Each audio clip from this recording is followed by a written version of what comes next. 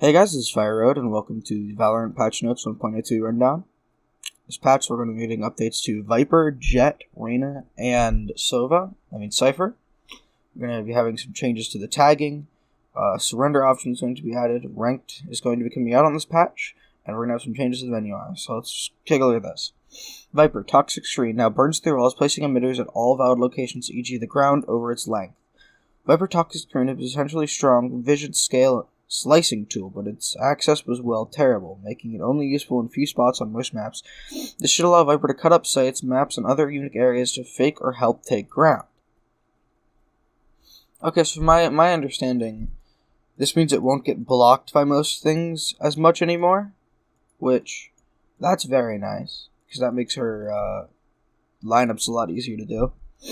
Snakebite. Taking damage will make a player fragile for a short time. Fragile is evil that increases damage taken. Note, total damage is unchanged, the damage is lowered, but fragile increases it, all evens out. Okay. With Viper applying decay on her smokes, but only providing moderate chip damage with her area damage skill, pushing through it was hard to punish. While with Fragile, Viper's team should have a big advantage on anyone if they fire on pushing enemies. Okay. And then this one is, I think, a massive nerf to Viper and is going to kill her. Poison Orb activation cooldown increased from half a second to 6 seconds. So yeah, Viper is going to be a lot easier to deal with now, because she's going to be very weak because of this. We like the unique ability to do one-way smokes, but some of the locations could create places where it was suicide to push through, and increased window should keep this valuable without eliminating this strategy. This change right here will kill Viper.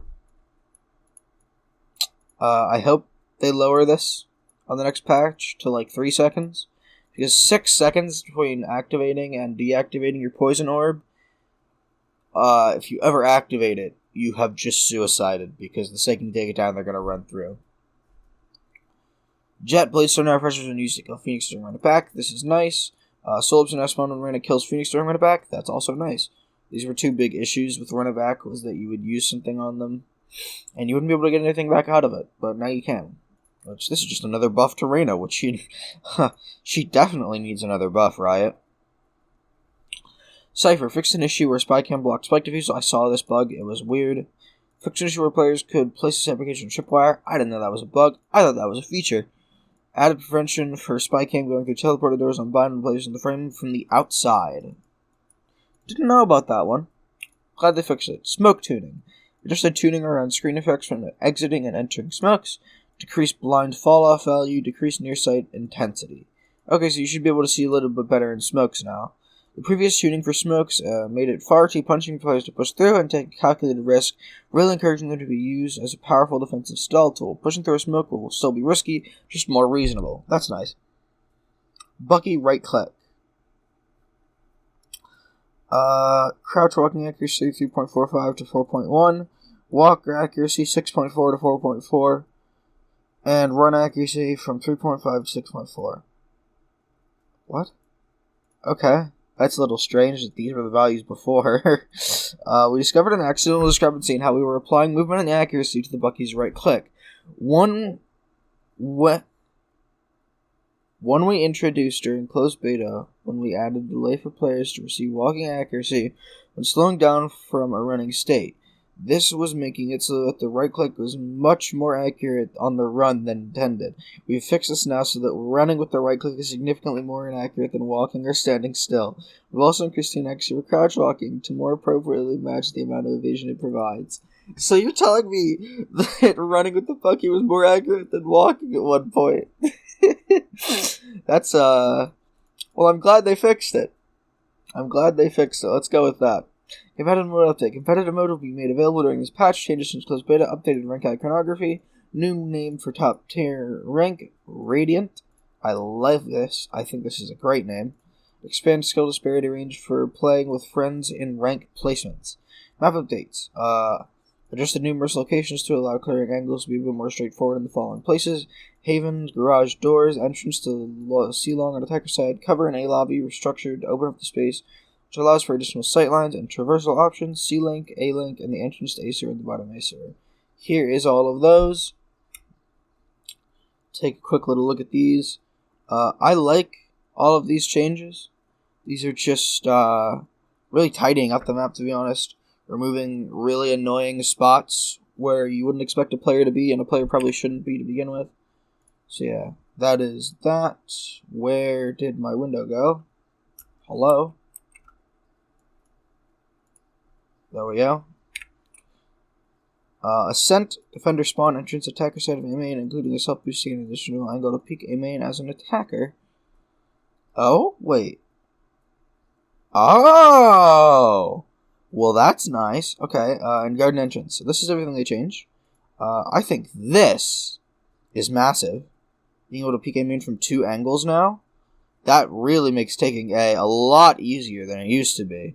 What it used to be was that going A main was pretty much suicide because of the choke, and you pretty much always try and go A through mid catwalk, but this makes going A much more reliable. And then barrels have been added here to look over there and look into CT. That's nice. The barrels have been added here. That was a really annoying angle, so I'm honestly glad they got rid of it. So there's that. And then bind, A bath entrance, and B teleporter exit, and B window entrance. Oh, okay. So this got curved out instead of being straight. That's nice. And then what do they do here? Oh, these? Okay. That's nice. That's nice. I think they would have been better on this side, but that's nice. Good changes. What else? Split. Thunder spawn. What has changed? Oh, this beam. Oh, that's nice. That's an annoying corner. I'm glad they added that. Very good work, Riot. HUD and UI. We've included a set of menu UI changes as part of our ongoing work to clarify the client experience coming out of closed beta. This is only a small portion of the improvements, which should push overall usability in a positive direction. Navigation and UI changes are disruptive, so we appreciate your patience adjusting the new approach, and we hope you find the changes to be upgrades after you settle in. As always, thank you for your continued feedback. We have a long way to go, and we'll keep hammering on the client UI until it's a still experience for everyone. Here's all the UI changes. If you want to read these, you can pause the video right here and take a look over them. I'm not going to waste your time by reading all those UI changes. Battlepass. Added Battlepass text button in the nav to make it easier to find. Added small progress bar below text that shows progress for current level of the pass. Hovering Battlepass on the nav shows a peak fly out upcoming pass rewards. Clicking either goes to a new Battlepass section. That's nice. Contract and agents. Move agents section out from under collection to make it easier to find and provide a home for contract progress in the nav. Added small progress bar below text that shows progress for current level of the active contract. Covering agents in the nav shows a peak of upcoming contract rewards. Clicking agents goes to the agents section, and clicking the contract flyout navigates to the agents and opens the associated contract details. Remove secondary navigation from the collection view since agents no longer lives there and the navigation is no longer needed. Okay, that's nice. Quality of life. This is big. Another surrender option has been added. You can now opt to surrender out of the match ahead of the match's completion if you do not want to continue playing. We will also be adding some light polish and functionality in the future patches post 1.02. You can call an early surrender by putting /FF. I can FF round 5. FF round 5. Lamau. Concede, forfeit, or surrender. An early surrender vote requires all present players on the surrendering team to vote yes to pass. You can vote yes / no, or F5 and F6. Okay. Each team can only call a vote once per half. So you can literally surrender round 1. Wow. Other surrenders cannot be called before... Okay, no, you have to hit round 8. Once the vote is called, the vote option will be queued to vote on the next round, or if you called the vote early enough in the buy phase, you can vote immediately. The winning team gets round 1 credit for every round necessary to bring them up to the victory condition, 13 rounds. The surrendering team will get lost credit for every round necessary to bring them up to the 13 rounds. Ooh, okay. Wow. Added a setting that allows players to permanently mute text from enemy players. I'll be enabling that immediately. Thank you, Riot Games. I've wanted this for a very long time. Thank you. Update to tagging slowed and effective tagging on movement speed reduced. Tag movement reduction 80% to 70%. That's not massive, but it probably feels better in game. And wall pen 35 to 25. Increase the time it takes to reach desired slow amount when tagged by 100%. Increase the time it takes to reach desired slow amount when tagged. So you get tagged faster now. Okay. Tagging is intended to reward the player with better positioning and the player that successfully lands the shot on the enemy first. When tagged, you will now more gradually transition to the reduced tagging speed. In addition, the reduced tagging speed is slightly more forgiving. If you are positioned close to cover, this should allow you to potentially escape when tagged more frequently than before. Also, the effects of being tagged should feel less jarring, especially when playing with higher ping. Wait, so when tagged, you'll now more gradually transition to the reduced tagging speed. Okay, so this means you go slower, not faster. Okay, so you get tagged a little bit slower now, and the tag itself is slower. That's nice. Tagging through walls has also been further reduced, which should enable reliable escapes from being shot through walls. Nice. Oh yeah, the spike rush changes. Of course, the most important part of the patch is the spike rush changes. So let's take a look at this. New orb type tracer orb. Team-wide buff that grants 2 times wall pen and reveals enemies for 3/4 of a second when they are hit. Duration entire round. Excuse me? Double wall pen reveals enemies when they're hit. Entire round duration. What? Whose idea was this? 2 times wall pen. Reveals enemies. Entire round. Thanks, Rita. I don't know about this one. It feels like it could be fun in Spike Rush, but it feels like it could also be, annoyingly broken and not fun to play against. So, we'll have to see. Speed boost changed to combat sim. Movement speed and durations unchanged. Reload time decreased by 30%.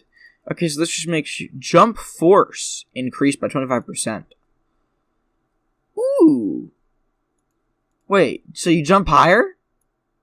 That's really fun. Wait, that's so much fun. Straight recovery time. Rate of fire. Okay, yeah, I like this change. This is a good change. Plague Orb now shows a pool with Paranoia, or only one of these will be chosen per game. Only one Plague Orb can spawn per round. Health reduction reduced. Okay, so a nerf to Plague Orb. That's nice. Deception Orb now shows a pool with Plague Orb. Only one of these will be chosen per game. Only one Deception Orb can spawn per round. Duration decreased from 10 seconds to 8 seconds. Now matches Plague Orb. Total vision decreased by 20%. Okay, that's also nice. I don't know why they call it Deception here and Paranoia here, but yeah, these are the same orb, by the way. I don't know why they call them different things. Practice mode. Random killing practice spots when properly spawn soul orbs. Thank you. Jet killing practice spots when properly refresh Blade Storm. Nice. Performance updates. None of these look too intense, so I'll let you guys read over these quickly if you want to. And then here's a bunch of bug fixes. This was the main one. The Sovereign Ghost skins are now fixed and unlockable. That's nice. Other than that, it doesn't look like there are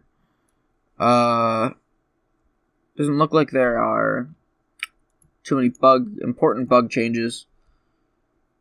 Yeah, doesn't look like there are too many bug changes. And then known issues.